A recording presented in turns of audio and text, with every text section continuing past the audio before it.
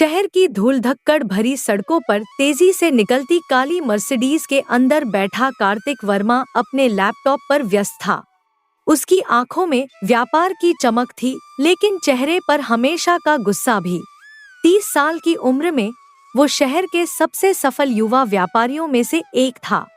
Verma jewellers का नाम अब पूरे राज्य में जाना जाता था। सर, घर पहुंच गया, ड्राइवर ने धीमी आवाज में कहा। कार्तिक ने लैपटॉप बंद किया और बिना कुछ कहे घर की तरफ बढ़ गया। उसकी माँ सीता वर्मा बरामदे में बैठी उसका इंतजार कर रही थी। इतनी देर कैसे हो गई बेटा? रात के 11:30 बज गए हैं, सीता ने चिंता भरी आवाज में पूछा। बिजनेस है माँ, टाइम नहीं देखता, कार्तिक ने रुखाई से जवाब दिया और सीधा अपने कमरे की तरफ बढ़ने लगा। रुक जा बेटा, खाना तो खा ले, मैं तेरा इंतजार कर रही हूँ। कार्तिक रुक गया। माँ की बात वो कभी नहीं टालता था। आपको इतनी देर तक जागने की जरूरत नहीं थी, खाना रख देती, मैं खुद खा लेता। सीता उसके पास आई और प्यार से उसके बालों में हाथ फेरा। अगर मैं न जागूं तो कौन तेरा ख्याल रखेगा? एक बार इस घर में बहू आ जाए तो मैं निश्चिंत हो जाऊंगी। माँ, फिर वही बात, कार्तिक ने झुंझलाहट से कहा। हाँ, वही बात। तू कब तक अकेला रहेगा? देख, मैंने तेरे लिए एक रिश्ता देखा है, बड़ी संस्कारी लड़की है। हाँ, दिखने में थोड़ी। सीता ने बात अधूरी छोड़ दी। कार्तिक ने माँ की आंखों में झांका। उसे पता था माँ कितनी चिंता करती है। ठीक है माँ, अगर आपको लगता है कि शादी से आपका काम कम हो जाएगा तो मैं तैयार हूँ। जैसी भी लड़की हो, मैं शादी कर लूँगा। सीता की आंखों में खुशी की चमक आ गई। उसे पता था कि ये फैसला उसके और घर के हित में है। शहर के सबसे प्रतिष्ठित व्यापारी प्रकाश वर्मा का बेटा कार्तिक अपनी कड़वी सच्चाइयों में घिरा हुआ था। 35 वर्ष की उम्र में भी अकेला, हमेशा काम में डूबा रहने वाला और अपने तीखे स्वभाव के लिए मशहूर। उसकी आंखों में एक अजीब सी कड़वाहट थी, मानो जिंदगी ने उसे कुछ ऐसा दिया हो जिसे वह कभी स्वीकार नहीं कर पाया। बेटा, अब तो कुछ सोच ले, उसकी माँ सीता अक्सर कहती। तेरी उम्र देख, सभी लड़के शादी ब्याह कर घर बसा चुके हैं। कार्तिक की आंखें तुरंत तेज हो जाती। माँ, मैंने कहा है ना, मुझे किसी की जरूरत नहीं, मैं खुश हूँ अकेले। लेकिन सीता समझदार औरत थी। वह जानती थी कि कार्तिक को एक ऐसी पत्नी की जरूरत है जो उसके गुस्से को सह सके, घर का काम संभाले और सबसे महत्वपूर्ण बात, उसकी सत्ता को चुनौती न दे। गांव सुनसान था, सिर्फ कुछ घरों से दियों की रोशनी आ रही थी। एक छोटे से कच्चे मकान में गौरी अपनी माँ सविता के साथ रहती थी। उसका चेहरा बचपन में हुई चेचक की वजह से दाग धब्बों से भरा था, लेकिन उसकी आंखों में अजीब सी निर्दोषता और मासूमियत थी। गौरी, दूध का घड़ा अंदर रख देना, सविता ने आवाज लगाई। हाँ माँ, अभी रखती हूँ, गौरी ने मुस्कुराते हुए कहा। उसकी आवाज में अजीब सी मिठास थी। अचानक घर के बाहर से एक कार रुकने की आवाज आई। गांव में कार का आना अजीब बात थी। कौन होगा इतनी रात को? सविता ने दरवाजा खोलते हुए कहा। बाहर सीता वर्मा खड़ी थी, उसके साथ एक ड्राइवर भी था। सविता, कैसी हो बहन? सीता ने गर्मजोशी से कहा। सविता की आंखें फैल गईं। अरे सीता जी, आप इतनी रात को? अंदर आइए ना, गौरी पानी का गिलास लेकर आई। सीता ने उसे देखा तो उसके चेहरे के भाव नहीं बदले, बल्कि उसे संतुष्टि हुई कि ये लड़की उसके मकसद के लिए सही है। बेटा, तुम्हारा नाम क्या है? सीता ने प्यार से पूछा। गौरी, उसने धीमी आवाज में कहा और आंखें नीची कर ली। अच्छा सविता, मैं सीधे मुद्दे पर आती हूँ। मैं अपने बेटे कार्तिक के लिए गौरी का हाथ मांगने आई हूँ। सविता के हाथ से चाय का कप छूटते छूटते बचा। क्या कह रही हैं आप सीता जी? मेरी गौरी, लेकिन वो तो मैं जानती हूँ बहन, लेकिन सुंदरता सिर्फ चेहरे में नहीं होती। मुझे एक ऐसी बहू चाहिए जो घर परिवार को संभाले, संस्कारी हो, और मैंने देखा है गौरी में वो सब गुण हैं।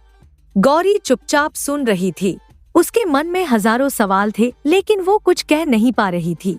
लेकिन सीता जी, आपका बेटा इतना पढ़ा लिखा, अमीर, और मेरी गौरी। अरे पैसे से क्या होता है सविता?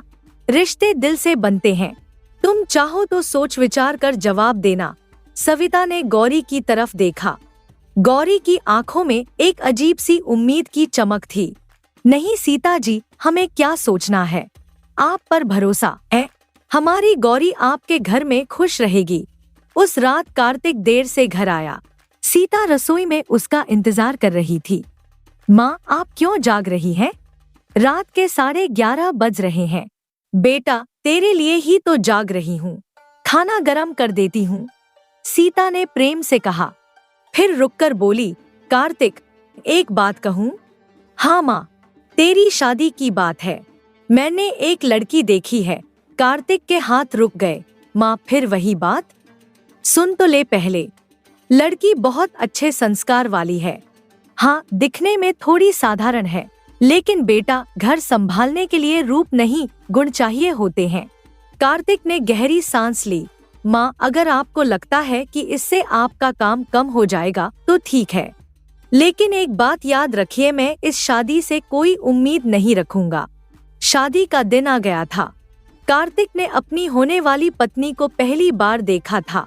जब उसकी नजर गौरी के चेहरे पर पड़ी तो उसे लगा जैसे उसके साथ धोखा हुआ हो, लेकिन माँ के सामने उसने कुछ नहीं कहा। विवाह के सभी रस्म रिवाज हो गए थे। गौरी अब कार्तिक की पत्नी थी, लेकिन सिर्फ कागजों पर। शादी के बाद गौरी जब वर्मा हवेली में आई तो उसकी आंखें चकाचौंध से भर गईं। इतना बड़ा घर, इतनी सुंदर चीजें, लेकिन जल्द ही उसे एहसास हुआ कि यह सब केवल दिखावा था। पहले दिन सुबह कार्तिक को कॉफी देते समय गौरी ने हिम्मत जुटाकर पूछा, जी सुबह सुबह आप चाय लेते हैं या कॉफी?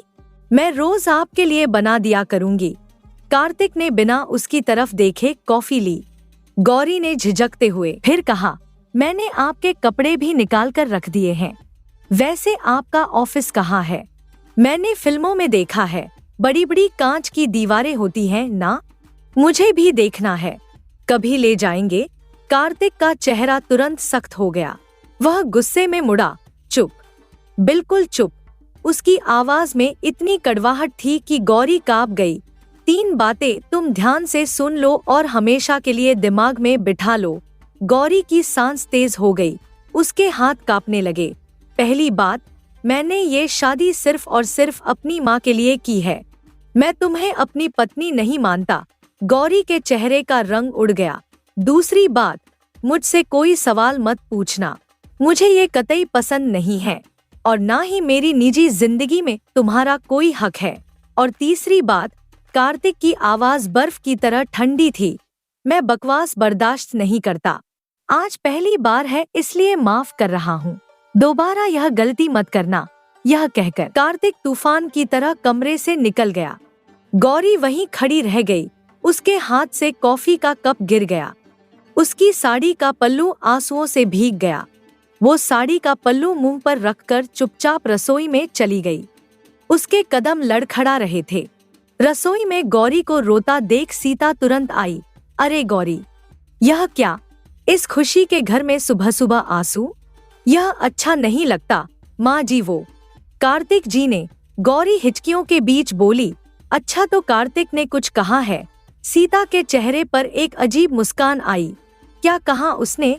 वो कह रहे थे कि उन्होंने मुझसे शादी मजबूरी में की है। वो मुझे अपनी पत्नी नहीं मानते, सीता ने हंसते हुए कहा। बस इतनी सी बात? अरे भाई, वो तुम्हें पत्नी नहीं मानता तो क्या हुआ? हम तो मानते हैं ना तुम्हें, अपनी नौकरानी। देख गौरी, सीता का लहजा अब कठोर हो गया।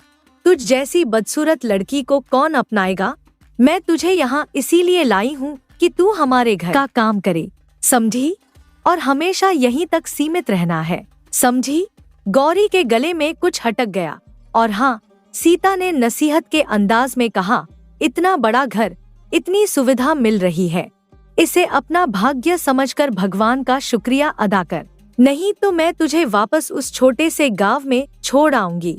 और फिर सोच, ब्याही हुई लड़की अगर ससुराल से वापस मायके आ जाए, तेरी माँ को गांव वाले क्या क्या नहीं सुनाएंगे। गौरी ने अपना सिर झुका लिया। उसे समझ आ गया कि वो किस जाल में फंसी है, लेकिन उसके पास कोई विकल्प नहीं था। दिन बीतते गए। गौरी घर की सारी जिम्मेदारियां संभालती थी। सुबह 4 बजे उठकर घर की साफ सफाई, सबके लिए नाश्ता, दोपहर का खाना, शाम की चाय, रात का खाना, सब कुछ वो अकेली करती थी। कार्तिक के बड़े भाई तेजस और उनकी पत्नी हिमानी भी उसके साथ नौकरों जैसा व्यवहार करते थे। गौरी, मेरी कॉफी कहाँ है? हिमानी चिल्लाई। अभी लाती हूँ भाभी जी, गौरी ने कहा। भाभी जी क्या? तू हमारी भाभी कैसे हुई? तू तो बस एक कामवाली है जो इस घर में रहती है। इस तरह की बातें अब गौरी के लिए आम हो गई थी। वो चुपचाप सुनती और अपना काम करती रहती। कुछ दिन बाद दिवाली का त्योहार आया। घर में रौनक थी, लेकिन गौरी के दिल में अंधेरा था। तभी दरवाजे पर तेज आवाज आई। दिवाली के समय कार्तिक की छोटी बहन रिया शहर से घर आई थी।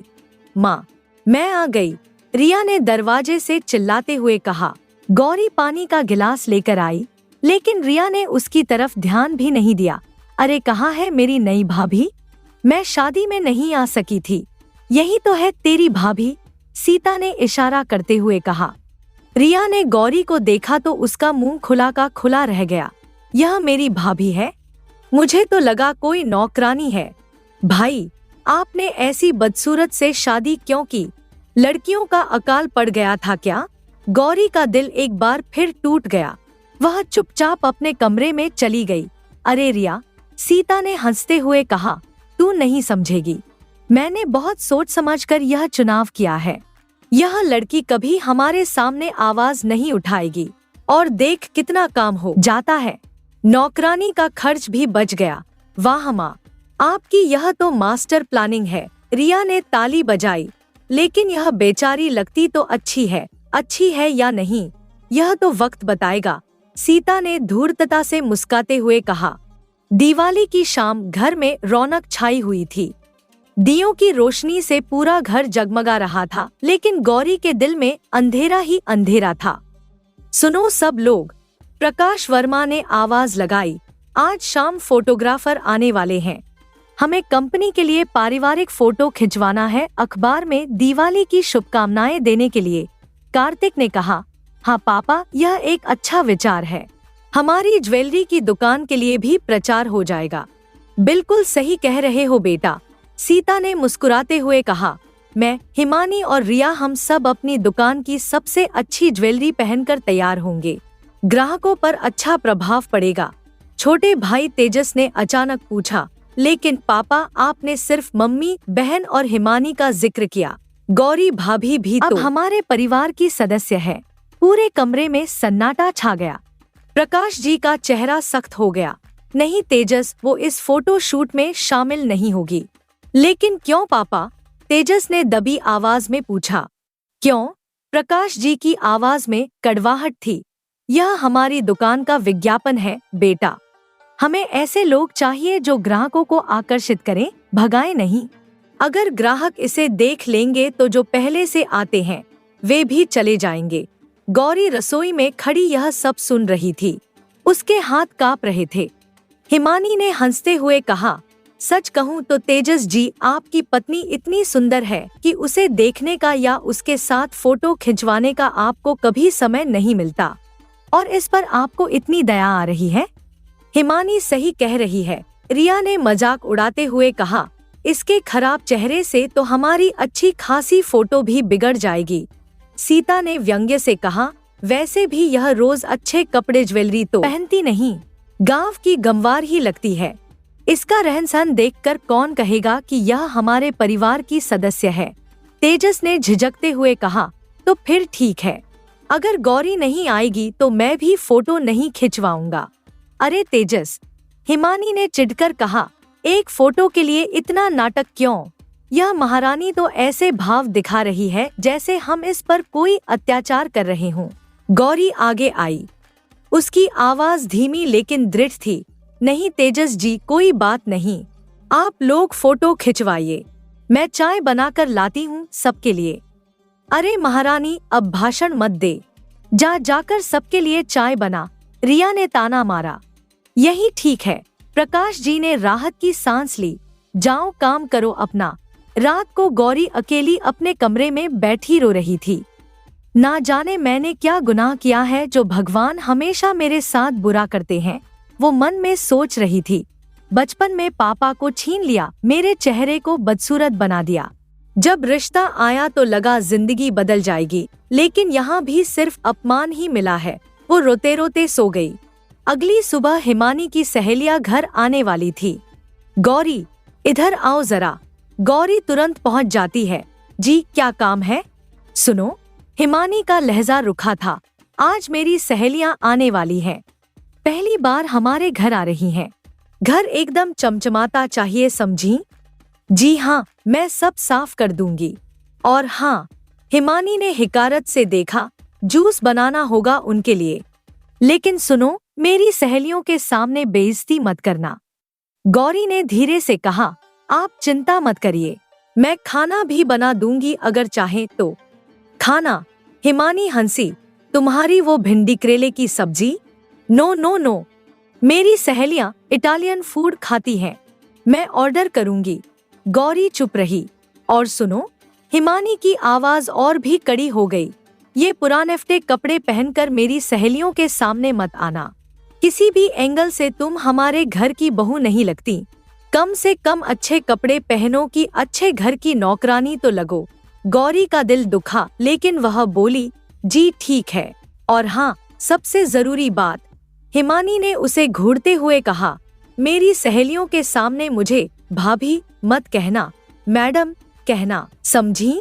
गौरी का गला सूख गया। जी मैडम, अब जाओ, मेरा मुंह क्या देख रही हो? गौरी वहां से चली गई। अपने कमरे में जाकर वह फूट फूट कर रोई। हे भगवान, यह कैसी सजा दे रहे हैं आप मुझे? अपने ही घर में मैं एक बाहरी हूँ, अपने पति के घर में मैं एक नौकरानी हूँ। महीनों बीत गए। गौरी हर रोज घर का सारा काम करती थी, सबका अपमान सुनती, लेकिन कभी शिकायत नहीं करती थी। कोई कुछ भी कहे, वह थोड़ी देर रुककर शांत हो जाती थी और फिर अपने काम में लग जाती थी। उसके व्यवहार में धैर्य और सहनशीलता की झलक मिलती थी। धीरे धीरे कार्तिक को एहसास होने लगा था कि गौरी वाकई एक अच्छी लड़की है। गौरी घर के हर सदस्य के लिए चिंता करती थी और उनकी हर छोटी बड़ी बात का ख्याल रखती थी। ससुराल में चाहे कितनी भी कठिनाई क्यों न हो, लेकिन जब भी गौरी अपनी माँ को फोन करती थी तो हमेशा यही बताती थी कि वह खुश है।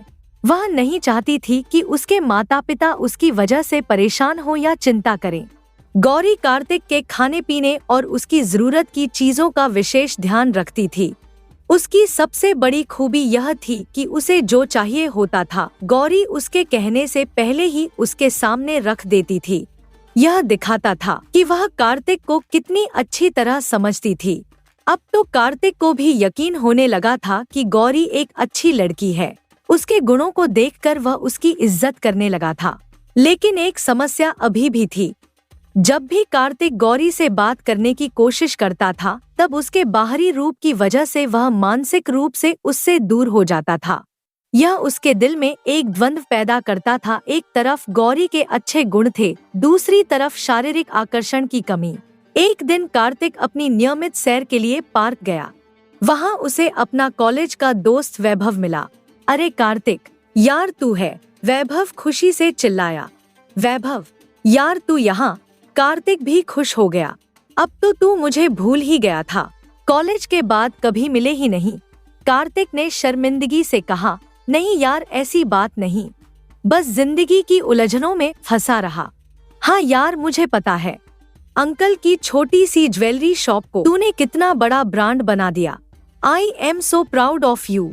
थैंक्स यार, वैभव ने मजाक करते हुए कहा। वैसे कभी आवारागर्दी करने वाला लड़का आज बिल्कुल जेंटलमैन लग रहा है और जेंटलमैन की तरह ही बात कर रहा है।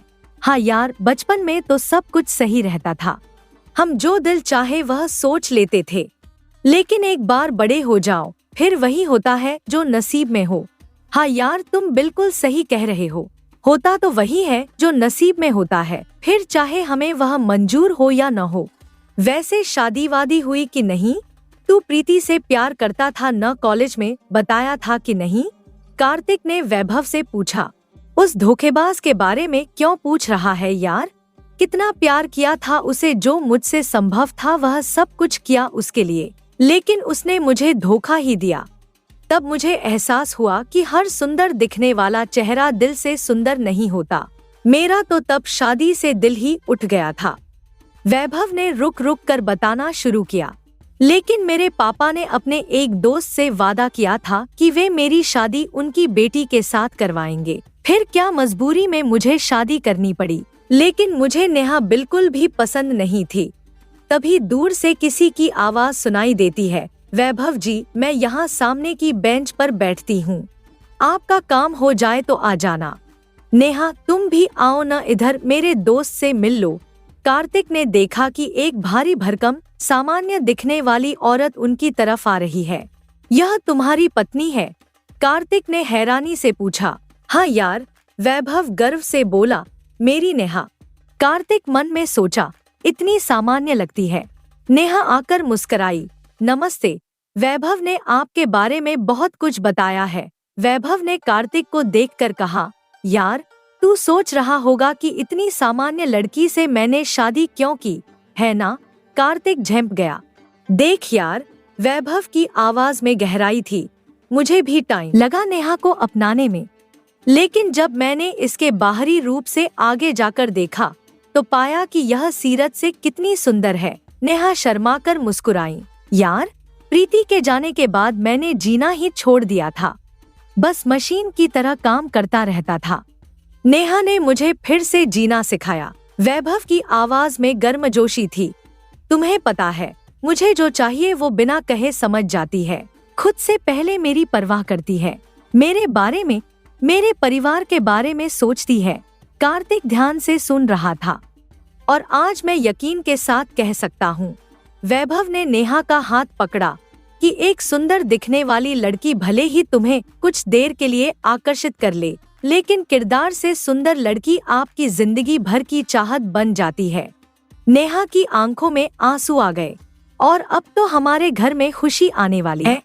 हमारे प्यार की निशानी छोटा वैभव या छोटी नेहा आएगी। बधाई हो, कार्तिक ने खुशी से कहा। नेहा ने हाथ जोड़े। आप भी अपनी पत्नी को लेकर घर आइएगा कभी। हाँ यार, वैभव बोला, तूने अभी तक अपनी पत्नी के बारे में बताया ही नहीं। कार्तिक के दिल में अचानक गौरी की छवि आई। वो कैसे उसका ख्याल रखती है, कैसे पूरे परिवार के बेइज्जत करने के बाद भी उनके लिए काम करती है। मेरी शादी भी हो गई है, कार्तिक ने धीरे से कहा। मेरी पत्नी भी बिल्कुल नेहा भाभी की तरह ही किरदार से बहुत सुंदर है। वाह, तो फिर कभी मिलवाना हमें। हाँ जरूर, गौरी नाम है उसका। चलिए तो हम चलते हैं, फिर मिलते हैं। वैभव और नेहा चले गए। कार्तिक वहीं खड़ा रह गया, गौरी के बारे में सोचता रहा। उसके दिमाग में वैभव की बातें गूंज रही थी। किरदार से सुंदर लड़की जिंदगी भर की चाहत बन जाती है। घर वापस आते समय कार्तिक गौरी के बारे में सोचता रहा। उसे एहसास हो रहा था कि उसने गौरी के साथ कितना गलत किया है। उसे अचानक एहसास हुआ कि गौरी हमेशा उसका ख्याल रखती है। उसे जो चाहिए वो बिना कहे समझ जाती है। उसके काम से आने से पहले ही उसके कपड़े निकाल कर रख देती है। उसकी पसंदीदा चाय बनाती है। घर पहुंचकर उसने देखा कि गौरी रसोई में रो रही है। क्या हुआ गौरी, तुम क्यों रो रही हो? कार्तिक ने पूछा। गौरी ने जल्दी से आंसू पोंछे। कुछ नहीं, बस ऐसे ही। सच बताओ क्या हुआ है? माँ ने कुछ कहा है क्या? गौरी ने हिचकिचाते हुए कहा। भाभी जी की अलमारी से एक साड़ी गुम हो गई है। वो कह रही हैं कि मैंने चुराई है। कार्तिक को गुस्सा आया। यह कैसी बात है? मुझे पक्का यकीन है कि तुम कभी चोरी नहीं कर सकती। फिर उसने गहरी सांस ली। गौरी, मुझे माफ कर दो, कार्तिक ने कहा। मैंने तुम्हारे साथ बहुत गलत किया है। आज मुझे एहसास हुआ है कि भगवान ने तुम्हें मेरी जिंदगी संवारने के लिए भेजा है। गौरी को अपनी आंखों पर विश्वास नहीं हो रहा था। तुम्हारा यह प्यारा स्वभाव मेरे ध्यान में ही नहीं आया। मैं तुमसे नफरत करता रहा, लेकिन आज मुझे यकीन हो गया है कि भगवान ने तुम्हें मेरी जिंदगी सुधारने के लिए भेजा है। गौरी की आंखें भर आईं। मैंने तुम्हारा कई बार अपमान किया है, आज मैं तुम्हें अपनी पत्नी के रूप में स्वीकार करता हूँ। आज से तुम मेरी पत्नी हो, गौरी कार्तिक वर्मा। गौरी फूट फूट कर रोने लगी, लेकिन इस बार ये खुशी के आंसू थे। तुम घर वालों के बारे में ज्यादा मत सोचना, मैं उन्हें समझा दूंगा। इस घर में मैं तुम्हें तुम्हारा हक दिला कर रहूंगा। उसने गौरी को गले लगाया और मुझे यकीन है एक दिन वे भी मेरी तरह तुम्हें अपना लेंगे। चलो, कार्तिक ने मुस्कुराते हुए कहा, आज मेरा पूरा दिन तुम्हारा है। मैं तैयार होकर आता हूँ, फिर तुम्हारे लिए शॉपिंग करने चलेंगे। गौरी की आंखों में अविश्वास था। इतने महीनों बाद उसे लगा था कि वो सिर्फ एक बोझ नहीं, बल्कि किसी की जरूरत है। देर से ही सही, गौरी ने मन में कहा, लेकिन भगवान ने मेरी सुन ली। उस दिन के बाद से कार्तिक ने अपना व्यवहार पूरी तरह बदल दिया। वो गौरी का सम्मान करता, उसकी राय लेता और परिवार वालों से भी कहता कि वे गौरी के साथ अच्छा व्यवहार करें। माँ, गौरी मेरी पत्नी है और इस घर की बहू है।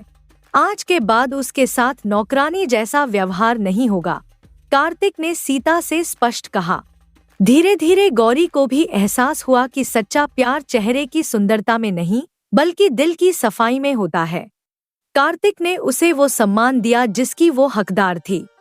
1 साल बाद जब गौरी माँ बनने वाली थी, तो कार्तिक ने कहा, गौरी, तुमने मुझे जिंदगी जीना सिखाया है। तुमने मुझे दिखाया है कि असली सुंदरता दिल में होती है, चेहरे पर नहीं।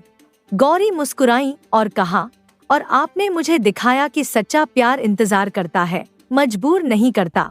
इस तरह 2 अलग दुनिया के लोगों की ये कहानी प्रेम, सम्मान और समझ की मिसाल बन गई। गौरी और कार्तिक ने साबित किया कि रिश्ते चेहरे की सुंदरता से नहीं, बल्कि दिल की नेकी से बनते हैं।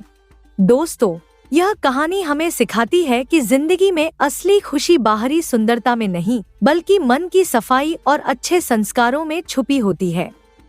धन्यवाद। अगली कहानी। सुबह की धूप किचन की खिड़की से झांकती हुई सुशीला के चेहरे पर पड़ रही थी। वह दलिया की कटोरी को प्लेट में सजाकर डाइनिंग टेबल पर रख रही थी, जब अचानक गोलू का उत्साहित चेहरा किचन में झांका। मम्मी, मम्मी, आज तो मेरा बर्थडे है ना। गोलू की आंखों में चमक थी। आपने कहा था ना कि आज मेरे लिए गर्मागर्म समोसे बनाएंगी, वो भी आलू वाले जिनमें हरी मिर्च और अदरक का तीखापन हो। सुशीला का हाथ दलिया की कटोरी पर रुक गया। वह धीरे से मुड़ी और गोलू के उम्मीद भरे चेहरे को देखा। एक पल के लिए उसका गला भराया। अरे बेटा, उसकी आवाज में झिझक थी। वो, आज तो दलिया बना है। वह कटोरी की तरफ इशारा करते हुए बोली, समोसे तो कल बना दूंगी ना, आज तो काम पर भी जल्दी जाना है। गोलू का चेहरा तुरंत बुझ गया। वह डाइनिंग चेयर पर ऐसे बैठा जैसे हवा निकल गई हो। लेकिन मम्मी, उसकी आवाज में निराशा साफ झलक रही थी। आपने तो पक्का वादा किया था। मैंने तो अपने दोस्तों से भी कहा था कि आज मेरी मम्मी मेरे लिए दुनिया के सबसे अच्छे समोसे बनाएगी। सुशीला का दिल तड़प गया। वह गोलू के पास जाकर बैठ गई और उसके बालों में हाथ फेरते हुए बोली, बेटा, समझने की कोशिश कर। मैं चाहती तो हूँ कि तेरे लिए समोसे बनाऊं, लेकिन आज सुबह से ही काम का इतना प्रेशर है। मालकिन ने कल ही कहा था कि आज जल्दी आना है। तू जानता है ना, अगर मैं देर से पहुंची तो क्या हुआ? गोलू ने तुरंत कहा, एक दिन देर से गए तो क्या बिगड़ जाएगा? मम्मी, आज मेरा जन्मदिन है, साल में एक ही बार तो आता है। उसकी आंखें नम हो गईं। मैंने सोचा था कि आज सुबह सुबह आपके हाथ के बने गरम गरम समोसे खाकर स्कूल जाऊंगा। सबको बताऊंगा कि मेरी मम्मी कितना अच्छा खाना बनाती है। सुशीला का गला सूख गया। वह उठकर किचन में गई और एक गिलास पानी पिया। मन में तूफान मच रहा था। एक तरफ काम की मजबूरी, दूसरी तरफ बेटे की इच्छा। गोलू, वह वापस आकर बोली, देख बेटा, ऐसा करते हैं, मैं तुझे 20 रुपए दे देती हूँ। तू स्कूल जाते वक्त लालू चाचा की दुकान से समोसे ले लेना। नहीं मम्मी, गोलू ने तुरंत मना कर दिया। मुझे लालू चाचा के समोसे नहीं खाने। उनके समोसे में तो तेल ही तेल होता है, और फिर उनके आलू में वो बात कहाँ जो आपके समोसे में होती है। आपके समोसे तो कुरकुरे होते हैं। बाहर से सुनहरे भूरे और अंदर से मुलायम, और जब मैं उन्हें काटता हूँ तो भाप निकलती है, वो खुशबू। गोलू की आंखें बंद हो गई, जैसे वह उस स्वाद को याद कर रहा हो। सुशीला का दिल भर आया। वह समझ गई थी कि गोलू के लिए यह सिर्फ समोसे खाने की बात नहीं थी, यह उसके प्यार और देखभाल की बात थी। गोलू धीरे से उठा और अपना स्कूल बैग उठाते हुए बोला, कोई बात नहीं मम्मी, आप काम पर जाइए, शायद अगले साल। उसकी आवाज टूट गई। सुशीला ने देखा कि गोलू के कदम भारी हो गए थे। दरवाजे पर पहुंचकर वह रुका और बिना मुड़े बोला, मम्मी मैं समझता हूँ, आपको काम पर जाना जरूरी है, पैसे कमाना जरूरी है, लेकिन वह थोड़ा रुका। लेकिन कभी कभी लगता है कि काश हमारे पास इतने पैसे होते कि आपको इतनी मेहनत न करनी पड़ती। और यह कहकर गोलू चला गया। सुशीला वहीं खड़ी रह गई। घर में सन्नाटा छा गया था, सिर्फ दीवार घड़ी की टिक टिक सुनाई दे रही थी। वह धीरे धीरे सोफे पर बैठ गई और अपना सिर हाथों में छुपा लिया। हाय भगवान, क्या हाल हो गया है मेरा, वह धीरे से बुदबुदाई। अपने बच्चे की इतनी छोटी सी ख्वाहिश भी पूरी नहीं कर सकी। वो जो उम्मीद से मेरी तरफ देख रहा था, वो टूटे हुए चेहरे से जाते वक्त जो बात कही, हाय मेरे बच्चे। वह उठी और किचन में गई। गैस स्टोव को देखा, फिर आटे के डिब्बे को देखा, आलू की बोरी की तरफ नजर गई। नहीं, वह अचानक जोर से बोली, मैं अपने गोलू को ऐसे उदास नहीं रहने दूंगी। आज इसका जन्मदिन है और मैं ही बनाऊंगी समोसे, चाहे जो हो जाए। वह तुरंत अपने फोन पर मालकिन का नंबर डायल करने लगी। हाथ कांप रहे थे, लेकिन दिल में एक अजीब सा जोश था। हेलो मैडम जी, उसकी आवाज में दृढ़ता थी। मैं सुशीला बोल रही हूँ, आज मैं थोड़ी देर से आऊंगी। मेरे बेटे का जन्मदिन है और मुझे उसके लिए कुछ जरूरी काम करना है। फोन रखकर वह मुस्कुराई। अब देखते हैं कि कैसे बनते हैं दुनिया के सबसे अच्छे समोसे मेरे प्यारे गोलू के लिए। फोन रखते ही सुशीला की आंखों में एक अजीब सा जोश था। वह तुरंत अपनी साड़ी का पल्लू कमर में खोस कर बोली, अब बस एक ही काम है, गोलू के चेहरे पर वो खुशी वापस लानी है। वह झटपट पर्स उठाकर बाजार की तरफ निकली। पास की किराना दुकान पर पहुंचकर उसने दुकानदार से कहा, भैया जल्दी से देना आधा किलो मैदा, आलू, हरी मिर्च, अदरक और तेल, और हाँ अच्छा वाला मैदा देना, बिल्कुल सफेद। दुकानदार ने थैला तैयार करते हुए कहा, क्या बात है सुशीला जी, आज जल्दी में लग रही हो? अरे भैया, बेटे का जन्मदिन है, उसके लिए समोसे बनाने हैं। सुशीला की आवाज में गर्व था। वापस घर आकर वह तुरंत काम में जुट गई। पहले आलू छीले, फिर उन्हें बारीक काटा, गैस जलाकर कढ़ाई चढ़ाई और जीरा तड़काया। हाय राम, 2:30 बजने वाले हैं, गोलू स्कूल से आने वाला होगा। वह बुदबुदाते हुए तेजी से काम कर रही थी। आलू में नमक, हल्दी, लाल मिर्च, गरम मसाला डालकर वह बोली, अब थोड़ा सा अमचूर भी डाल देती हूँ, गोलू को खट्टा स्वाद पसंद है। दूसरी तरफ उसने मैदे की लोई बनाई। अरे हाँ, थोड़ा सा तेल भी डाल देती हूँ ताकि समोसे कुरकुरे बने। आटा गूंदते वक्त उसके माथे पर पसीने की बूंदें आ गईं, लेकिन चेहरे पर मुस्कान थी। मेरा गोलू कितना खुश होगा, उसकी वो चमकती आंखें। हाय मेरा बच्चा। समोसे की पत्तियां बेलते वक्त वह बड़े प्यार से बोली, न तो बहुत पतली न बहुत मोटी, बिल्कुल परफेक्ट।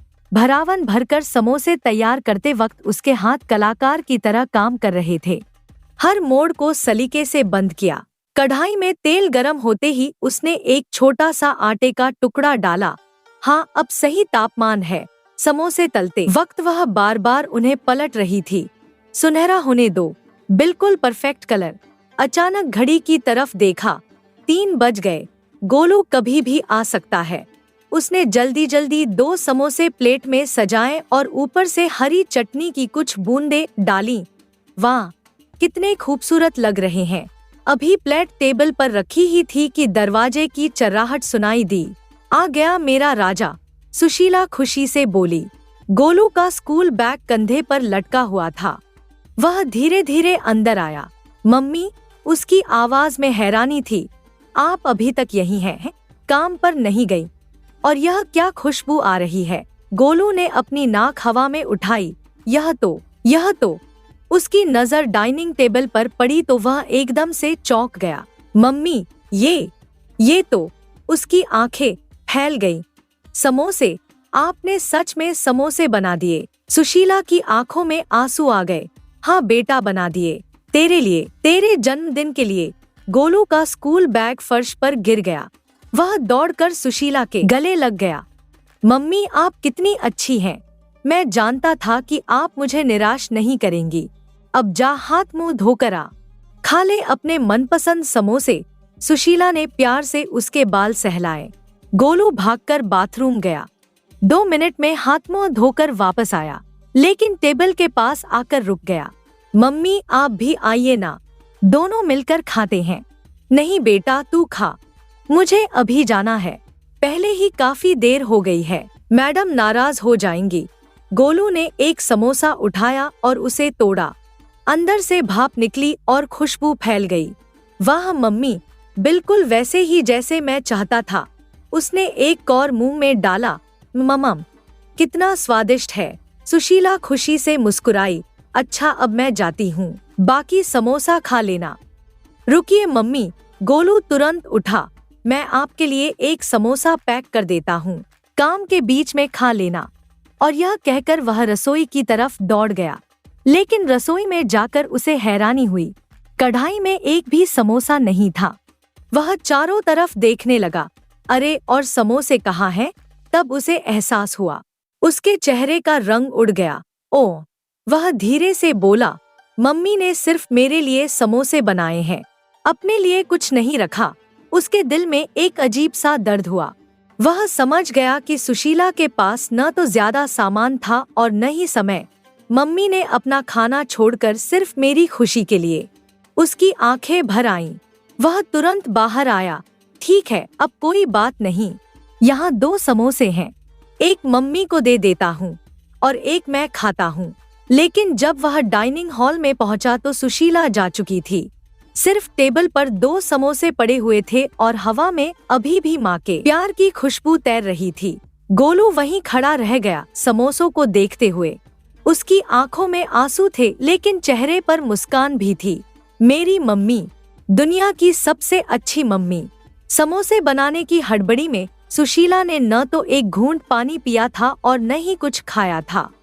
पेट में भूख की लहरें उठ रही थी, लेकिन वक्त की कमी ने उसे इसका एहसास तक नहीं होने दिया था। वह तेजी से सड़क पर भागती जा रही थी, हांफते हुए, पसीने से तरबतर। साड़ी का पल्लू हवा में फहरा रहा था। हाय भगवान, 3:30 बज गए हैं। नलिनी मैडम तो आगबूला हो रही होंगी। वह सांस फूलते हुए बुदबुदाई। नलिनी के घर के गेट पर पहुंचकर वह एक पल रुकी, सांस संभाली और माथे का पसीना पोंछा। फिर डरते डरते अंदर गई। नलिनी अपने बेडरूम में खड़ी थी, कमर पर हाथों को रखे। उसकी आंखों से चिंगारियां निकल रही थी। जैसे ही उसने सुशीला को देखा वह गरजी, आ गई मैडम, कितना शानदार टाइम सेंस है आपका। सुशीला ने डरते डरते हाथ जोड़े। नमस्ते मेम साहब। उसकी आवाज कांप रही थी। माफ कीजिए, आज थोड़ी देर हो गई। दरअसल नलिनी ने उसकी बात काटी। सुबह 7 बजे आने का टाइम है तेरा, 3:30 बज गए हैं, 8.5 घंटे की देरी। मेम साहब, आज मेरे बेटे का जन्मदिन है, सुशीला ने हिचकिचाते हुए कहा। उसने सुबह सुबह समोसे खाने की जिद पकड़ ली थी। बेचारा कल रात से ही कह रहा था कि मम्मी, आपने वादा किया था। तो क्या हुआ? नलिनी ने हाथ लहराते हुए कहा। बच्चे की हर छोटी मोटी फरमाइश के लिए तू अपनी ड्यूटी छोड़ देगी? सुशीला का गला सूख गया। वह समझाने की कोशिश में बोली, नहीं मेम साहब, ऐसी बात नहीं है, बस आज उसका बर्थडे था। और देख सुशीला, नलिनी का स्वर और भी तीखा हो गया, मैंने तुझे काम पर रखने से पहले ही साफ साफ बता दिया था कि मेरे साथ यह देर से आने की नौटंकी बिल्कुल नहीं चलेगी। मेरे घर में डिसिप्लिन चाहिए, समझी? वह टहलते हुए अपना गुस्सा निकाल रही थी। तुझे पता है ना कि साहब को सुबह 8 बजे ऑफिस के लिए निकलना होता है। आज तेरी वजह से उन्हें सिर्फ दूध और केला खाकर जाना पड़ा, कोई भी गरम नाश्ता नहीं मिला। सुशीला की आंखें नम हो गईं। मेम साहब, मुझे अफसोस है, मैंने सोचा नहीं था कि। और बंटी, नलिनी का गुस्सा और बढ़ गया। वो बेचारा भी सिर्फ फ्रूट्स लेकर स्कूल गया है, टिफिन में कुछ नहीं था। दूसरे बच्चों के सामने वो क्या सोचेगा। सुशीला ने झुककर विनती की, बस आज के लिए माफ कर दीजिए मेम साहब, मैं वादा करती हूँ कि दोबारा आपको शिकायत का मौका नहीं मिलेगा। नलिनी व्यंग्य से हंसी, हाँ, दोबारा ऐसा बिल्कुल नहीं होगा, क्योंकि मैं तुझे दोबारा ऐसी गलती करने का मौका ही नहीं दूंगी। सुशीला का दिल डूब गया। मेम साहब, आपका मतलब? मेरा मतलब बिल्कुल साफ है, नलिनी ने अकड़कर कहा। मैंने अपनी फ्रेंड को बोलकर नई मेड का इंतजाम कर लिया है, वो अभी थोड़ी देर में आने वाली है। एक बार उससे बात फाइनल हो जाए, फिर तुझे यहाँ आने की कोई जरूरत नहीं है। सुशीला के पैरों तले जमीन खिसक गई। वह हाथ जोड़कर गिड़गिड़ाने लगी, नहीं मेम साहब, ऐसा मत कीजिए, मेरी हालत तो आप जानती ही हैं। मेरे पति नहीं है, सिर्फ एक यही काम है जिसके सहारे मैं अपने बच्चे को पाल रही हूँ। उसकी आवाज में दर्द था।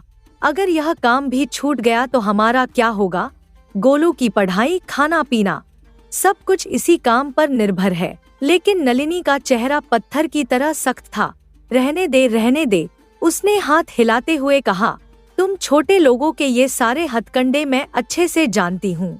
वह सुशीला के चारों ओर घूमती हुई बोली, वैसे तो बड़ा गरीब होने का नाटक करती है, लेकिन अपने बेटे की इच्छाएं पूरी करने के लिए खूब पैसे हैं तेरे पास। सुशीला चकरा गई। मेम साहब, आप क्या कह रही हैं? अरे वाह, नलिनी ने ताली बजाई। सुबह सुबह समोसे तल कर आ रही है, मैदा, आलू, तेल, कितना खर्चा किया होगा, और कहती है कि गरीब है। सुशीला के गले में कांटा अटक गया। मेम साहब, वो तो बस क्या? नलिनी ने आंखें तरेरी। अगर इतने ही पैसे हैं तो काम की क्या जरूरत, घर बैठकर आराम कर। सुशीला की आंखों से आंसू गिरने लगे। मेम साहब, बच्चे के जन्मदिन पर 2 समोसे बनाने के लिए मैंने 20 रुपए खर्च किए हैं। इसका मतलब यह थोड़े ही है कि चल अब यहाँ खड़ी होकर मेरा और टाइम वेस्ट मत कर। नलिनी ने हुक्म दिया, जाकर काम निपटा। मैं उस नई मेड से बात करके बताती हूँ कि तुझे कब तक यहाँ आना है। सुशीला वहीं खड़ी रो रही थी। उसके होंठ कांप रहे थे।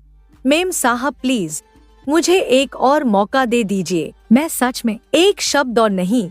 नलिनी चिल्लाई, काम पर लग जा, वरना अभी निकाल दूंगी। सुशीला की हिम्मत टूट गई। वह आंसुओं को पोंछती हुई भारी कदमों से रसोई की तरफ चली गई। नलिनी मुस्कुराती हुई अपने बेडरूम में चली गई। वह हमेशा ऐसा ही करती थी। उसके घर में अब तक कम से कम 10 काम वाली काम छोड़ चुकी थी, लेकिन उसे कोई फर्क नहीं पड़ता था। ये गरीब लोग जरा सा प्यार दो तो सिर पर चढ़ जाते हैं। वह बुदबुदाती हुई आईने के सामने अपने बाल संवार रही थी। रसोई में सुशीला चुपचाप काम कर रही थी, लेकिन उसका दिल टूट चुका था। भूख से पेट में मरोड़े उठ रहे थे, आंखों से आंसू गिर रहे थे, और मन में सिर्फ एक ही सवाल था, अब मैं गोलू को क्या मुंह दिखाऊंगी। शाम के 6 बज चुके थे जब सुशीला थकेहारे कदमों से घर की सीढ़ियां चढ़ रही थी। दिन भर की मेहनत, भूख और मालकिन की फटकार का बोझ उसके कंधों पर था। लेकिन सबसे बड़ा दर्द यह था कि वह गोलू को कैसे बताए कि उसकी नौकरी खतरे में है। घर के दरवाजे पर पहुंचने से पहले ही गोलू की आवाज सुनाई दी, मम्मी आ गई, मम्मी आ गई। दरवाजा खुलते ही गोलू उसके सामने खड़ा था। उसके चेहरे पर चिंता की लकीरें थी। मम्मी, वह तुरंत उसके पास आया। आप इतनी देर से क्यों आईं? और आपने कुछ खाया तो नहीं है, है ना? सुशीला ने हैरानी से उसकी तरफ देखा। तू कैसे जानता है? गोलू मुस्कुराया। मम्मी, आप जब भूखी होती हैं तो आपके चेहरे पर अलग ही निशान दिखते हैं। आंखें थोड़ी धंसी हुई लगती हैं।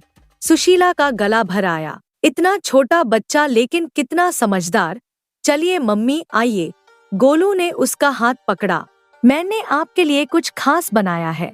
क्या बनाया है तूने? सुशीला ने पूछा। सरप्राइज है, पहले आप बैठिए। गोलू ने उसे सोफे पर बिठाया। देखिए, मैंने आपके लिए एक समोसा बचाकर रखा था, लेकिन फिर मुझे लगा कि सिर्फ समोसा तो बोरिंग है। वह रसोई की तरफ भागा। तो मैंने सोचा क्यों ना कुछ और दिलचस्प बनाया जाए। सुशीला की आंखों में आंसू आ गए। इतनी छोटी उम्र में यह बच्चा उसका इतना ख्याल रखता है। गोलू एक प्लेट लेकर आया जिसमें टूटे हुए समोसे के टुकड़े थे, उस पर हरी और भूरी चटनी और ऊपर से छोले। दादा, गोलू स्पेशल समोसा चाट। वह गर्व से बोला, मम्मी यह देखिए मैंने कैसे बनाया है। सुशीला ने प्लेट को देखा। अरे यह क्या हाल कर दिया तूने समोसे का, और ये छोले कहाँ से लाया? गोलू हंसा।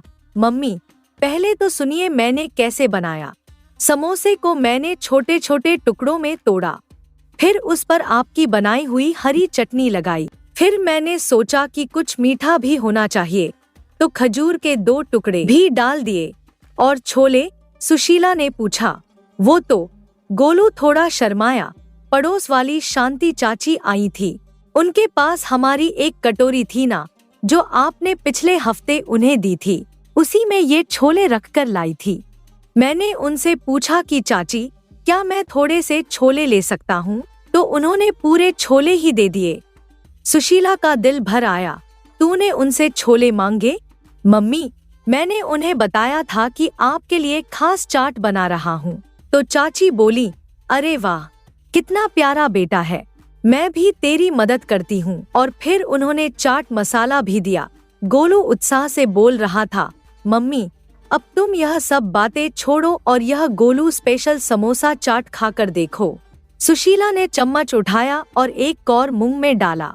स्वाद जटिल था। समोसे का तीखापन, चटनी की खटास, छोलों का स्वाद और खजूर की मिठास। अरे वाह गोलू, उसकी आंखें चमक उठीं। तूने तो सचमुच में कमाल कर दिया, यह तो बहुत ही स्वादिष्ट है। गोलू खुशी से तालियां बजाने लगा। सच में मम्मी, सच में अच्छा है, बहुत अच्छा है बेटा, ले तू भी खा। सुशीला ने उसे एक चम्मच दिया। दोनों माँ बेटे एक ही प्लेट से चाट खा रहे थे। नलिनी के घर की सारी परेशानियां सुशीला भूल गई थी। इस वक्त सिर्फ गोलू की खुशी और उसका प्यार उसे दिखाई दे रहा था।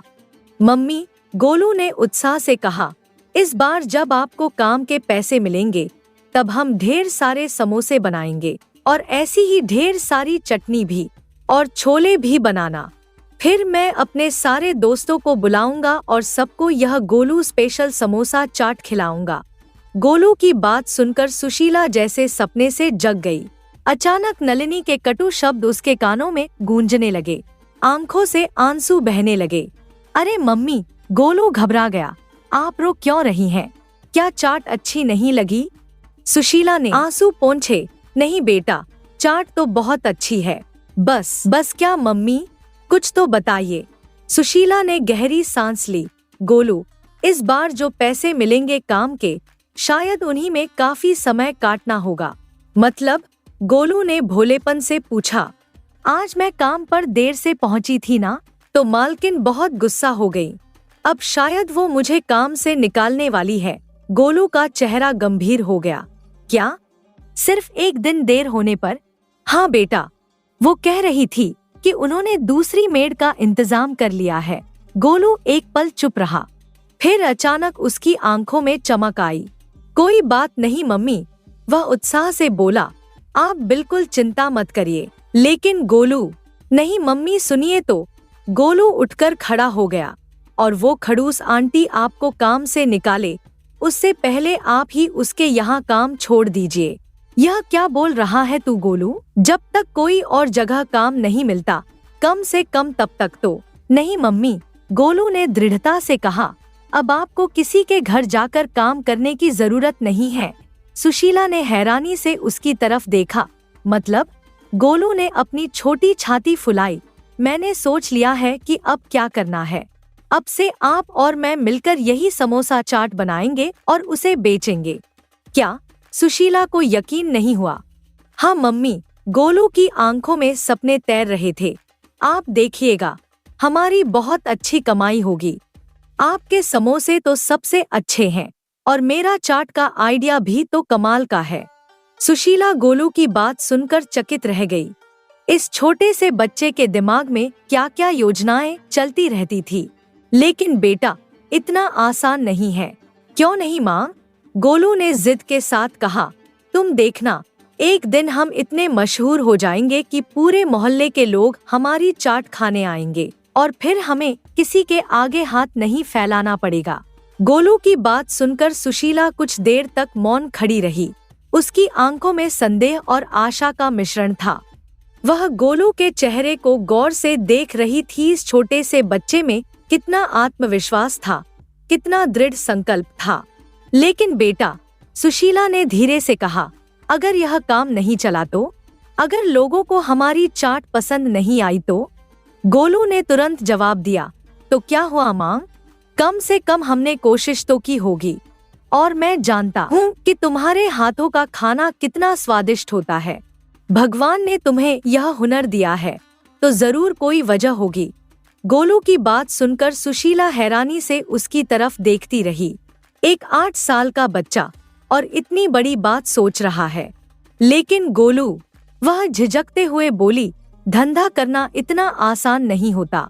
गोलू ने दृढ़ता से कहा, मम्मी, डर से तो कुछ नहीं होता। आप देखिए, आज ही चाची ने कितनी तारीफ की थी आपके समोसों की, और मेरी चाट भी तो कमाल की बनी थी ना। अचानक सुशीला के मन में एक नई ऊर्जा का संचार हुआ। उसने गोलू को कसकर गले लगाते हुए कहा, हाँ बेटा, हम मिलकर लड़ेंगे और जीतेंगे भी। अब किसी के सामने हाथ नहीं फैलाएंगे, अपना मान सम्मान खुद कमाएंगे।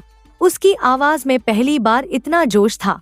अगर मैं दूसरों के घर काम कर सकती हूँ तो अपना काम क्यों नहीं कर सकती?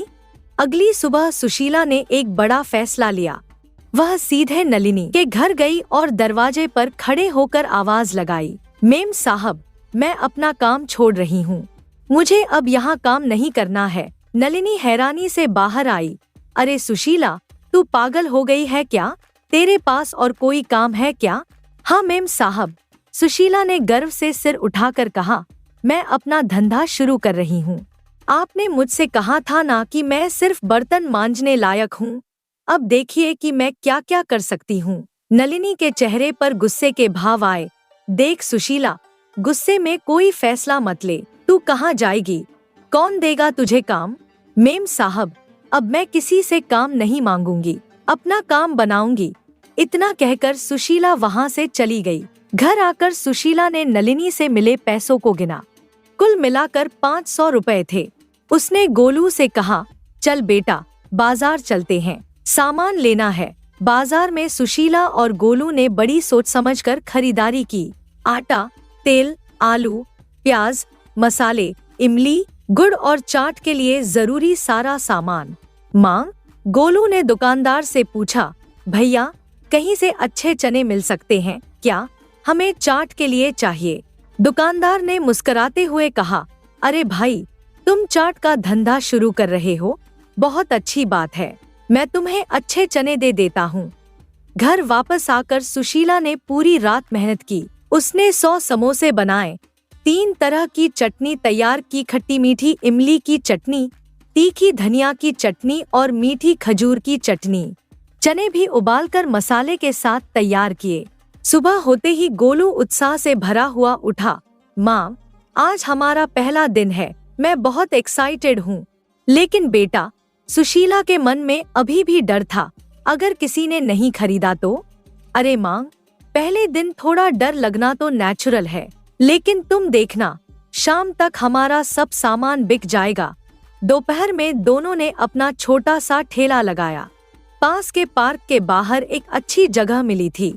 चलो माँ, अब चाट लगाना शुरू करते हैं, गोलू ने उत्साह से कहा। नहीं बेटा, तुम रहने दो, चाट तो मैं लगाऊंगी।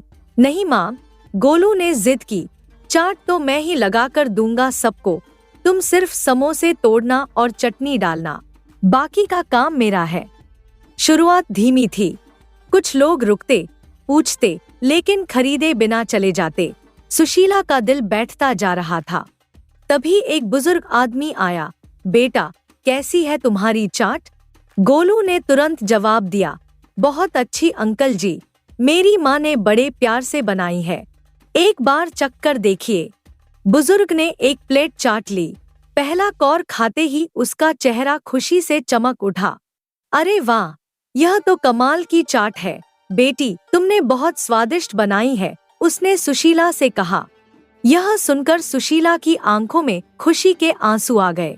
बुजुर्ग ने पास खड़े लोगों से कहा, अरे भाई लोगों, बहुत बढ़िया चाट है यहाँ, जरूर खाकर देखिए। बस फिर क्या था, धीरे धीरे भीड़ बढ़ने लगी। लोग आते, चाट खाते और दूसरों को भी बुलाते। माँ देखो, गोलू खुशी से चिल्लाया, हमारे पास सिर्फ 10 समोसे बचे हैं। पहले ही दिन उनकी कुल आमदनी 800 रुपए हुई।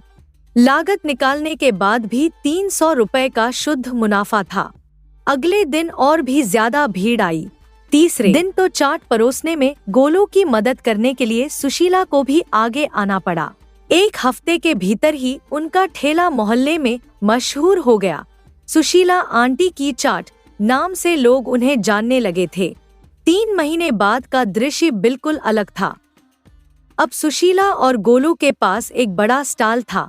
3 प्रकार की चाट बनती थी और नियमित ग्राहकों की लंबी लिस्ट थी।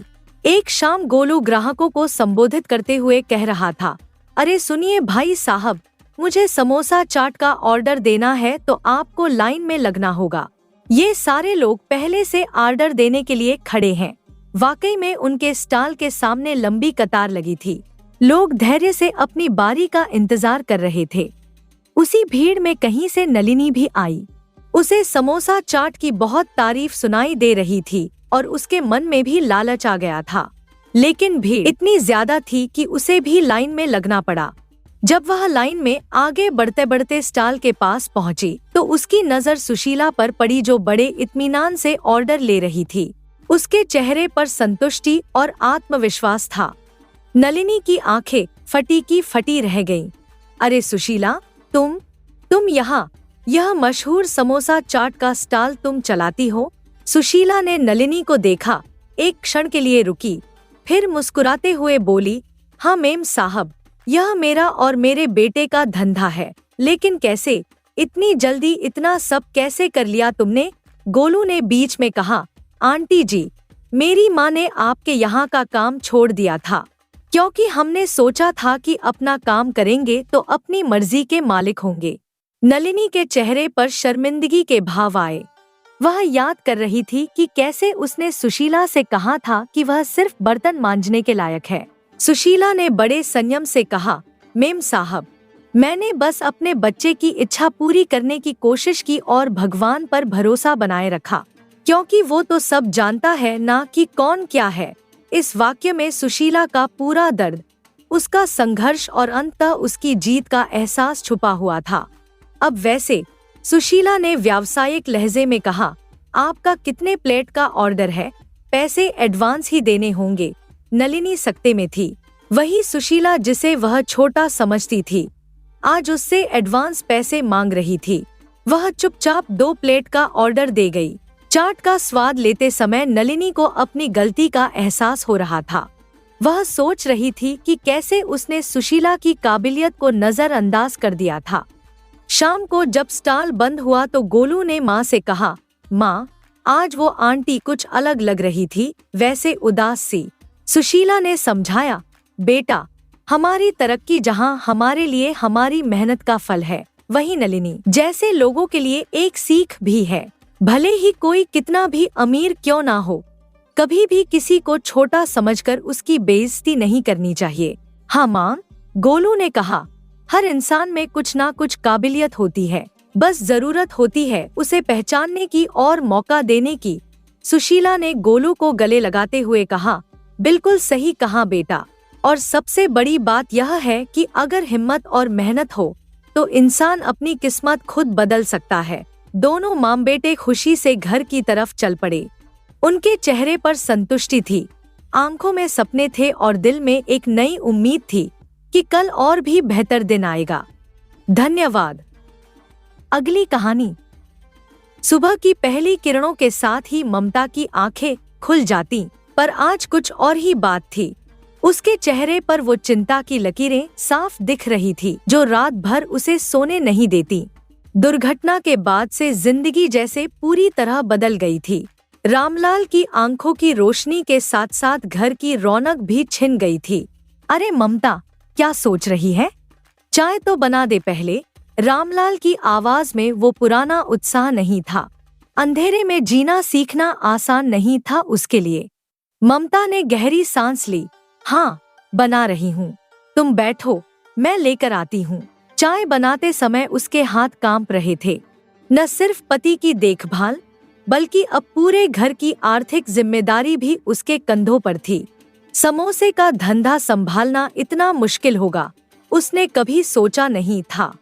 3 महीने पहले जब ममता ने पहली बार ठेला लगाया था, तो उसके हाथ कांप रहे थे। रामलाल के बनाए समोसों का स्वाद पूरे मोहल्ले में मशहूर था। लोग दूर दूर से आते थे सिर्फ उसके समोसों के लिए। देखो ममता, पहले दिन बुजुर्ग मुन्नी लाल ने कहा था, तू घबराना मत। रामलाल तो मेरा पुराना दोस्त है, तेरे समोसे भी उतने ही अच्छे होंगे। पर दिन ब दिन हकीकत सामने आने लगी। ममता के हाथों में वो जादू नहीं था जो रामलाल के पास था। उसकी चिंताएं, उसकी परेशानियां, उसकी थकान सब कुछ समोसों के स्वाद में घुल जाती थी। आज फिर वही हुआ जिसका डर था। दोपहर के वक्त जब भीड़ सबसे ज्यादा होती है, तो राजू भाई का बेटा मोहन आया। अरे ममता भाभी, ये क्या बनाया है? बिल्कुल भी मजा नहीं आया। मोहन ने एक कौर खाकर ही मुंह बनाया।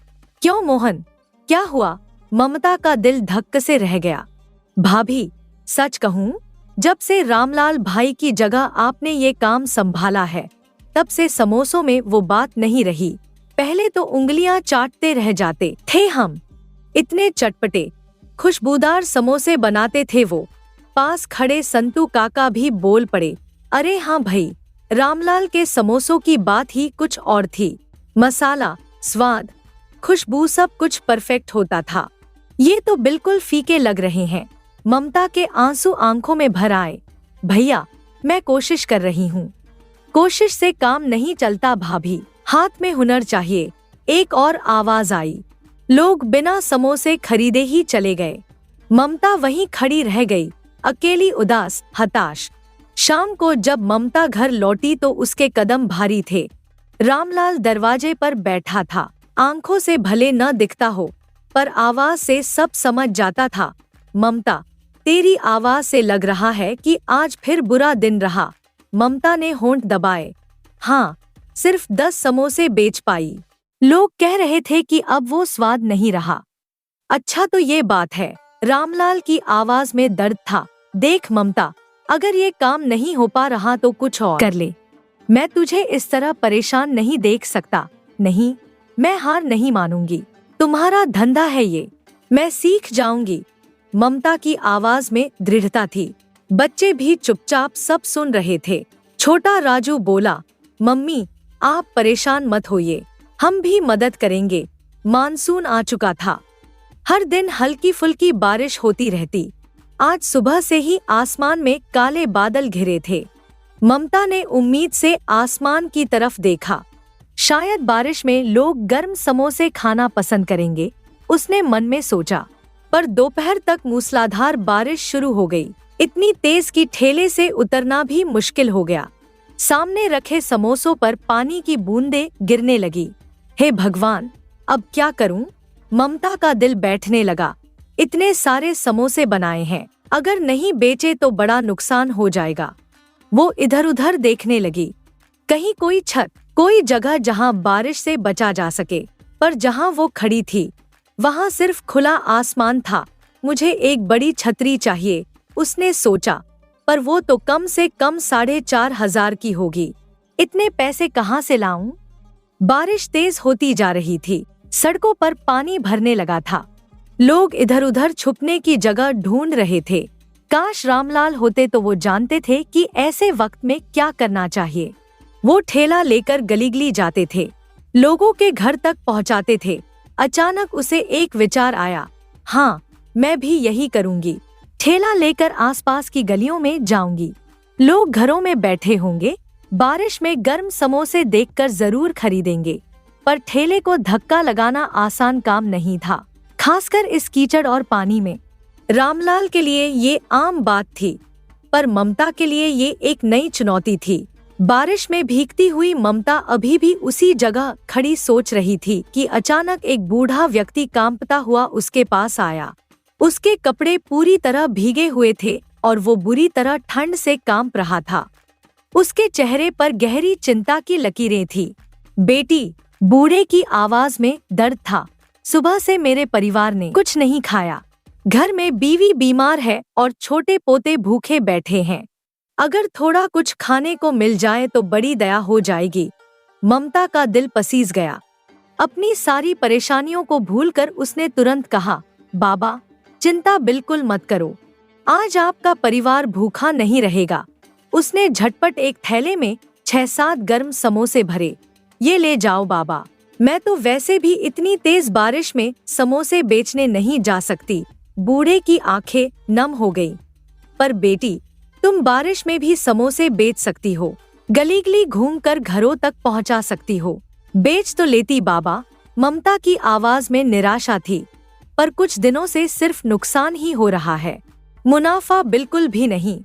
अगर थोड़ी कमाई होती तो कुछ ढकने का सामान ले आती। देखिए, आज भी सारे समोसे इस बारिश के पानी से गीले हो रहे हैं, कुछ ढकने का तक नहीं है। बूढ़े ने ममता की परेशानी को गौर से देखा, फिर अपने कंधे से एक मोटी बोरी उतारी। एक काम करो बेटी, तुम ये बोरी रख लो, ये थोड़ी फटी हुई है पर तुम्हारे काम आ जाएगी। अरे बाबा, ममता घबराई, अगर आप ये बोरी मुझे दे दोगे तो आप क्या ओढ़ोगे? आप तो और भी ज्यादा भीग जाओगे। ये एक बोरी ही तो आपको इस तेज बारिश से बचा रही है। बूढ़े ने मुस्कुराते हुए कहा, बेटी, इस बोरी की जरूरत मुझसे कहीं ज्यादा तुम्हें है। मैं देख रहा हूँ कि तुम्हारे पास न तो छतरी है और न ही कुछ ढकने का सामान, इसी वजह से तुम समोसे बेचने नहीं जा पा रही। उसकी आवाज में गहरी करुणा थी। अगर तुमने मुझ गरीब को बिना कुछ लिए भोजन दिया है तो मेरा आशीर्वाद समझकर ये बोरी रख लो बेटी। यकीन मानो, ये तुम्हारे बहुत काम आएगी। ममता की आंखों में आंसू आ गए। शुक्रिया बाबा, आपने ये बोरी देकर मेरी बहुत बड़ी परेशानी कम कर दी है। वो बूढ़ा ममता को आशीर्वाद देकर मूसलाधार बारिश में गायब हो गया। ममता ने बोरी को गौर से देखा। कुछ छेद थे पर मोटी और मजबूत थी। भला हो उन बाबा का, ममता ने मन में सोचा। बेचारे खुद बारिश में भीग कर जा रहे हैं, पर उन्होंने कितने दिल से ये बोरी दी है। सच कहते हैं, नेकी का फल मिलता ही है। उसने तुरंत बोरी को ठेले पर अच्छी तरह से फैलाया और समोसों को ढक दिया। अब समोसे बारिश से सुरक्षित थे। चलो, अब ठेला लेकर गली जाऊंगी। ममता ने हिम्मत जुटाई। जैसे रामलाल करते थे वैसे ही मैं भी करूंगी। ठेला धकेलते हुए वो आसपास की गलियों में जाने लगी। आवाज लगाने लगी, गर्मागर्म समोसे ले लो, गर्मागर्म समोसे। बारिश के मौसम में चटपटे समोसों का अलग ही मजा है। पहली गली में कुछ लोग घरों से बाहर झांकने लगे। एक मध्यम वर्गीय औरत अपनी खिड़की से बोली, अरे, ये तो ममता समोसे वाली है। इसके समोसों में तो कोई स्वाद नहीं होता। पर उसके पति ने कहा, अरे, खाकर तो देखते हैं, क्या पता आज सही बने हों। इतनी मेहनत से बारिश में आई है। अच्छा लाओ ममता, 2 समोसे दे दो, औरत ने झिझकते हुए कहा। ममता ने उम्मीद से समोसे दिए। दंपति ने एक कौर लिया तो उनके चेहरे के भाव ही बदल गए। अरे वाह वाह, आदमी चिल्लाया, क्या बात है ममता, आज तो तेरे समोसों में कुछ अलग ही जादू है, एकदम चटपटे और स्वादिष्ट। सच में उसकी पत्नी भी हैरान थी। इतने बेहतरीन समोसे तो मैंने आज तक किसी समोसे वाले से नहीं खाए। ये स्वाद तो कमाल का है। पास के घर से एक और आवाज आई, ऐसी बात है तो 1-2 समोसे मुझे भी दे दो भई। खुशखबरी आग की तरह फैली। देखते ही देखते ममता के ठेले के आसपास लोगों की भीड़ लग गई। बारिश के बावजूद लोग छतरी लेकर बाहर आने लगे। अरे समोसे वाली, जरा 10 समोसे मेरे लिए भी पैक कर देना, 5 मेरे लिए भी कर देना। भैया, ये इतने अच्छे क्यों बने आज? इतना बारिश में आई है, जरूर कुछ खास बात है। ममता हैरानी से देख रही थी। वही समोसे जो सुबह कोई नहीं खरीद रहा था, अब सबको पसंद आ रहे थे। एक बुजुर्ग ने कहा, बेटी, लगता है तेरी मेहनत और सच्चाई का असर है। आज के समोसों में दिल का प्यार दिख रहा है। आधे घंटे में ही ममता के सारे समोसे बिक गए। जेब में पैसे का बंडल था, आंखों में खुशी के आंसू थे। हे भगवान, तेरा लाख लाख शुक्रिया, वो मन ही मन प्रार्थना कर रही थी। आज तो सारे समोसे बिक गए और लोगों ने इतनी तारीफ भी की। घर की तरफ जाते समय उसके कदमों में एक नया उत्साह था। आज रामलाल के चेहरे पर खुशी देखने को मिलेगी और बच्चे भी कितने खुश होंगे। वो समझ नहीं पा रही थी कि आज अचानक समोसों का स्वाद इतना बेहतर कैसे हो गया। पर शायद यही तो जिंदगी का सच है, जब आप दिल से किसी की मदद करते हैं तो भगवान आपकी भी मदद करता है। उस दिन ममता कुछ अलग ही अंदाज में घर लौटी। उसके चेहरे पर एक अजीब सी चमक थी, कदमों में हल्कापन था। रामलाल दरवाजे पर बैठा था, जैसे हमेशा उसका इंतजार करता था। रसोई से आती खुशबू भी आज कुछ खास थी। ममता ने बाजार से अच्छे अच्छे सामान लिए थे, पूरी चौड़ी, आलू की सब्जी, खीर, जैसे कोई त्योहार हो। ममता, रामलाल की आवाज में उत्सुकता थी। आज तेरी आवाज में कुछ अलग ही खुशी झलक रही है। लगता है बिक्री अच्छी हुई। ममता हंसते हुए उसके पास बैठ गई। उसकी आवाज में गर्व और संतुष्टि दोनों थी। जी, आप ठीक कह रहे हैं, पर बात ही कुछ ऐसी है कि अगर आप सुनेंगे तो आपको भी बहुत खुशी होगी। अरे तो बता तो सही। रामलाल मुस्कुराया। इतना टालमटोल क्यों कर रही है? आपको पता है, ममता ने सांस भरकर कहा, आज तो सचमुच चमत्कार हो गया। मैंने सारे समोसे बेच दिए, एक भी बचा नहीं। रामलाल के चेहरे पर अविश्वास के भाव आए। क्या सच कह रही है? यह तो वाकई चमत्कार है। कहाँ तुम पहले सिर्फ 5-6 समोसे बेच पाती थी? हाँ, बिल्कुल सच कह रही हूँ। ममता की आवाज में दृढ़ता थी। अब से मैं हमेशा ऐसा ही करूँगी। बहुत तसल्ली से समोसे बनाऊंगी और गली गली घूमकर बेचूंगी। आज समझ आया कि लोगों तक पहुंचना कितना जरूरी है। अगले कुछ दिन ममता के लिए सुनहरे साबित हुए। वो रोजाना सुबह जल्दी उठती, प्रेम से समोसे बनाती और फिर उसी मोटी बोरी के साथ गली गली जाकर बेचती। दिन ब दिन उसकी बिक्री बढ़ने लगी। लोग उसका इंतजार करने लगे थे। अरे ममता आंटी, आज क्या बनाया है? बच्चे उसे देखते ही दौड़ कर आते। आंटी, आज भी वही वाले टेस्टी समोसे लाई हो ना? पास की गली की सुनीता पूछती। धीरे धीरे ममता के नियमित ग्राहक बन गए। लोग उसके आने का समय जानने लगे थे। कुछ तो पहले से ही पैसे तैयार रखते थे। भाई, ममता के समोसे खाने के बाद दूसरे किसी के समोसे अच्छे नहीं लगते, मोहल्ले के राजेश काका कहते। पैसों की तंगी भी दूर हो गई थी। ममता के चेहरे पर वो चिंता की लकीरें गायब हो चुकी थी। 1 महीने बाद ममता ने सोचा कि अब वो फटी बोरी को हटाकर एक अच्छी छतरी खरीदे। आखिरकार अब तो पैसे भी थे और इज्जत भी। बाजार से एक बड़ी सी रंग बिरंगी छतरी लेकर आऊंगी, उसने रामलाल से कहा। अब तो हमारा धंधा अच्छा चल रहा है। अगले दिन ममता ने एक खूबसूरत चमकदार छतरी खरीदी। 5,000 रुपए की थी, पर दिल खुश हो गया था उसका। अब तो मैं भी दूसरे समोसे वालों की तरह दिखूंगी, उसने सोचा। सुबह उसने पुरानी मोटी बोरी को अलमारी में रखा और नई छतरी लगाकर समोसे बेचने निकली। पर उस दिन कुछ अजीब हुआ। पहले ग्राहक ने ही मुंह बनाया। अरे ममता, ये क्या है? कितने घटिया समोसे हैं, बिल्कुल बेस्वाद। ममता हैरान रह गई। क्यों भैया, क्या हुआ? वैसे ही तो बनाए हैं। वैसे ही, दूसरे ग्राहक ने थूकते हुए कहा। ये तो पहले जैसे समोसे बिल्कुल नहीं हैं, बिल्कुल फीके हैं। भाई, लगता है पानी में भीगे हुए समोसे दे रही है, तीसरे ने कहा। बारिश के पानी में भीगे गीले समोसे खिलाकर हमें बीमार करना चाहती है क्या? ममता की समझ में कुछ नहीं आ रहा था। पर मैंने तो छतरी भी लगा ली है, समोसे गीले कैसे हो गए? पर किसी ने उसकी बात नहीं सुनी। एक एक करके सभी ग्राहकों ने समोसे वापस कर दिए। पैसे वापस कर दो, ऐसे घटिया समोसे नहीं चाहिए, हमारे पेट में दर्द हो जाएगा इन्हें खाकर। ममता उदास मन से घर लौटी। इतने दिनों बाद फिर से वही हताशा, वही निराशा। रामलाल ने आवाज से ही भांप लिया। क्या हुआ ममता, आज फिर परेशान लग रही है? कुछ समझ नहीं आ रहा, ममता ने भर्राई आवाज में कहा। 1 महीने से सब ठीक था, आज अचानक फिर से वही हाल हो गया। सभी ने समोसे वापस कर दिए। अगले कुछ दिन भी यही हुआ। ममता के समोसों की फिर से कम बिक्री होने लगी। नियमित ग्राहक भी मुंह फेरने लगे। अरे ममता, तेरे समोसों में फिर से वो बात नहीं रही, सुनीता ने कहा। पहले कितने अच्छे बनाती थी।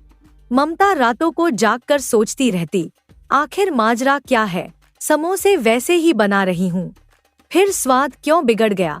वो इस पहेली को सुलझाने में दिन रात लगी रहती, पर कुछ समझ नहीं आता था। एक दोपहर जब ममता समोसे बेचने जाने की तैयारी कर रही थी, तो अचानक आसमान में काले बादल घिर आए। मूसलाधार बारिश शुरू हो गई। अरे नहीं, ममता घबराई। अब तो छतरी निकालनी पड़ेगी। वो अलमारी खोलकर छतरी ढूंढने लगी, पर वहां सिर्फ खालीपन था। अरे यह क्या? छतरी कहाँ गई? उसकी आवाज में परेशानी थी। लगता है किसी ने चुरा ली या फिर कहीं रख दी और भूल गई। वो यहाँ वहाँ खोजने लगी, पर छतरी कहीं नहीं मिली। बाहर बारिश तेज होती जा रही थी। अब क्या करूं? वो बड़बड़ाई। इतनी तेज बारिश में तो मेरे सारे समोसे बिल्कुल गीले हो जाएंगे, सारी मेहनत बेकार हो जाएगी। अचानक उसकी नजर अलमारी के कोने में रखी उस मोटी बोरी पर पड़ी, वही बोरी जिसे उसने नई छतरी के आने के बाद हटा दिया था। एक काम करती हूँ, उसने सोचा, आज फिर से यह पुरानी बोरी डाल लेती हूँ, कुछ तो पानी से बचेंगे समोसे। उस दिन ममता ने फिर से वही फटी हुई बोरी ठेले पर डाली। बारिश तेज थी, इसलिए वो एक बड़े पेड़ के नीचे जाकर खड़ी हो गई। गर्मागर्म समोसे। तेज बारिश में गर्म समोसों का मजा ही कुछ और है, वो आवाज लगाने लगी। थोड़ी देर बाद एक मध्यम वर्गीय दंपत्ति छतरी लेकर उसके पास आया। दोनों पूरी तरह भीगे हुए थे। भाभी, 2 समोसे दे दो, पति ने कहा। इस बारिश में कुछ गर्म खाने का मन कर रहा है। ममता ने उम्मीद से समोसे दिए। दंपत्ति ने एक कौर लिया तो उनके चेहरे पर खुशी की लहर दौड़ गई। अरे वाह, पत्नी चिल्लाई, यह समोसे तो बहुत ही बढ़िया और चटपटे हैं, स्वाद तो कमाल का है। सच में, पति भी हैरान था, इतने टेस्टी समोसे तो आज तक नहीं खाए। एक काम करो, 1 समोसा और दे दो। अरे भाई, और भी लोगे क्या? ममता हंसते हुए बोली। हाँ जी, 1 और ले लूंगा, पति ने कहा। सुनो जी, उसने अपनी पत्नी से कहा, समोसे बहुत स्वादिष्ट हैं, बच्चों के लिए भी पैक करवा लो। हाँ हाँ, 4-5 और दे दो, पत्नी ने खुशी से कहा। आवाज सुनकर आसपास के लोग भी आने लगे। बारिश के बावजूद भीड़ लगने लगी। अरे यही तो वो समोसे वाली है, जिसके समोसे बहुत टेस्टी होते थे। हाँ भाई, कुछ दिनों से इसके समोसे अच्छे नहीं लग रहे थे, आज फिर से वो पुराना स्वाद आ गया। दीदी, 5 समोसे देना, मेरे लिए भी 3 पैक कर दो। ममता यह सब देखकर हैरान थी। वही समोसे, वही रेसिपी, वही हाथ। फिर यह अचानक बदलाव कैसे? अचानक उसकी नजर ठेले पर डली उस पुरानी बोरी पर पड़ी। एक क्षण में सब कुछ साफ हो गया। अरे, वो मन ही मन बोली, यह तो वही बोरी है जो उन नेक बाबा ने दी थी। जब से मैंने इसे हटाकर नई छतरी लगाई, तब से समोसों का स्वाद बिगड़ गया था। उसकी आंखों में आंसू आ गए। यह बोरी, यह तो सचमुच चमत्कारी है। उन बाबा के आशीर्वाद की वजह से ही मेरे समोसों में जादू है। उस दिन के बाद ममता ने फैसला किया कि वो उस बोरी को कभी नहीं हटाएगी, चाहे उसके पास कितनी भी महंगी छतरी हो। वो हमेशा उन नेक बाबा के आशीर्वाद वाली बोरी का ही इस्तेमाल करेगी। यह बोरी मेरे लिए किसी खजाने से कम नहीं, उसने रामलाल से कहा। जब से यह मेरे पास है, तब से हमारी जिंदगी ही बदल गई है। रामलाल मुस्कुराया। ममता, यह बोरी तो सिर्फ एक निशानी है, असली चमत्कार तो तेरे नेक कर्मों में है। जब तूने बिना कुछ लिए उन बाबा को खाना दिया था, तभी से तेरे समोसों में प्रेम का स्वाद घुल गया। दिन ब दिन ममता का धंधा फलता फूलता गया। उसके समोसे अब पूरे इलाके में मशहूर हो गए थे। लोग दूर दूर से उसके समोसे खाने आते थे। दोस्तों, यह कहानी हमें यही सिखाती है कि जब हम निस्वार्थ भाव से किसी की मदद करते हैं, तो भगवान हमारी भी मदद करता है। कभी कभी किसी के आशीर्वाद में मिली छोटी सी चीज भी हमारा भाग्य बदल देती है।